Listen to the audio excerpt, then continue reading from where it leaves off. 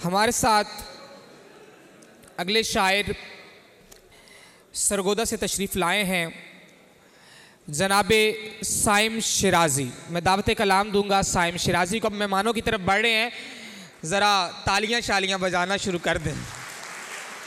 बस यही एक डर लगा हुआ है,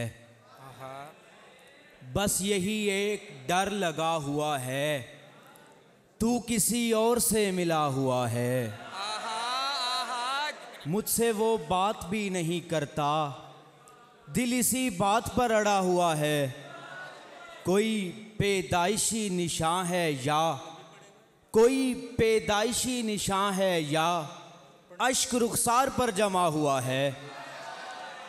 बहुत शुक्रिया। और दिल से निकली तमाम बातों को अक्ल से तोलना नहीं बनता।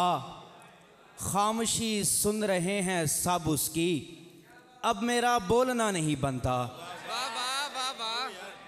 बहुत शुक्रिया। खामोशी सुन रहे हैं सब उसकी, अब मेरा बोलना नहीं बनता।